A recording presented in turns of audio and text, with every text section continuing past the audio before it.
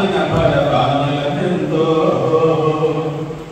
భూగోళం పుట్టుక కోసం రాలిన సురగోళాలెన్నో ఈ మానవ రూపం కోసం జరిగిన పరిణామాలెన్నో భూగోళం పుట్టుక కోసం రాలిన సురగోళాలెన్నో ఈ మానవ రూపం కోసం జరిగిన పరిణామాలెన్నో ఒక రాజు గెలిపించుటలో ఒరిగిన నరకండాలెన్నో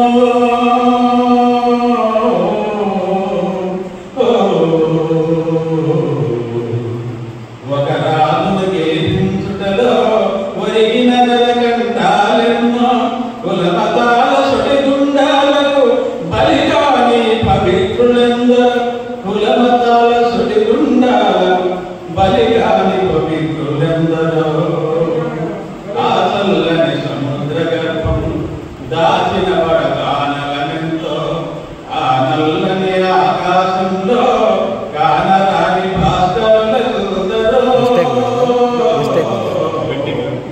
మానవ కళ్యాణం కోసం పణం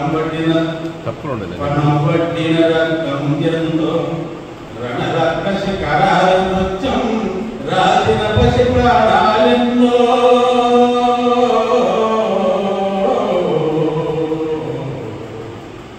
మానవ కళ్యాణం కోసం పణం పట్టిన రక్తం ఎంతో రణరక్కసి కరాల నృత్యం రాసిన పసి ప్రాణాలెన్నో కడుపు కోతతో అల్లాడిన కన్నులలో విషాదనంతో ఉన్మాదుల అకృత్యాలకు దగ్ధమైన బతుకులు ఎన్నో అన్నాదులు అనాథనుండని ఆనవయుగ మరింత దూరం కలవంటూ కాటకమంటూ కనిపించని కాలాలెప్పుడో కలవంటూ కాటకమంటూ కనిపించని కాలాలెప్పుడో పసిపాపల నిధుల కళ్ళలో మురిసిన కవితవ్యం ఎంతో గాయపడిన కవి గుండెలలో రాయబడని కావ్యాలెన్నో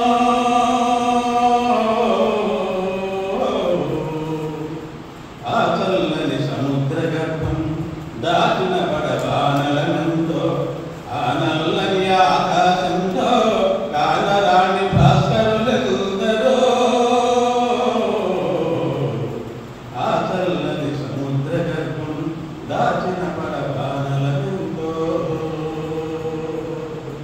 10 ఏళ్ల తర్వాత కవులు రచయితల మధ్యలో విపరీతమైనటువంటి చెప్పాలంటే వాళ్ళలో భేదాభిప్రాయం రావడం, వాళ్ళు విడిపోయి ఉండడం జరిగింది. ఆ సందర్భంలో సాహిత్య ప్రస్థానం వచ్చింది. ముఖ్యంగా దళితవాదం, స్త్రీవాదం, మైనారిటీవాదం వచ్చిన తర్వాత ప్రపంచీకరణ యుగంలో సమాజం ఎన్ని ముక్కలు కావాలో అన్ని ముక్కలైన తర్వాత సాహిత్యకారులు కూడా అన్ని ముక్కలేదు. ఒక రకంగా చెప్పాలంటే శివారెడ్డి గారు చెప్పినట్టుగా అతను కవరేజ్ చేయలేక లేడు అన్నాడు. అంటే వాస్తవానికి కవులందరూ చచ్చిపోవడం అంటే దాని అర్థం మరణించడం కాదు, సాధారణ మరణం కాదు. వాళ్ళు కవితలు రాయడం మానేశారు.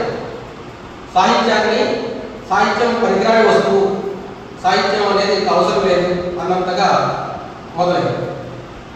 ఆ తర్వాత ఆ స్పష్టత ఏర్పడిన సందర్భంలో ఎప్పుడు విడిపోయిన అందరూ కవులందరూ రచయితలందరూ ఎవరి గౌరవ ఎవరి వాళ్ళు ఒక దుకాణాలు పెట్టుకున్నారు. ఆ దుకాణాలు పెట్టుకున్న నేపథ్యంలో వాళ్ళందరినీ ఒక వేడి మీద తీసుకురావడానికి ఒక జలీల్ వాలా దురంతం లాగా ఒక బషీర్ బాబు దురంతం మన ఆంధ్రప్రదేశ్లో ప్రపంచ బ్యాంకు ఏజెంట్గా ఉన్నటువంటి అక్కడ ప్రభుత్వం, చంద్రబాబు ప్రభుత్వం కాల్పులు జరిగింది. ప్రజలపై విద్యుత్ ఫ్యాక్టరీలు తగ్గించాలని జరిగిన పోరాటం.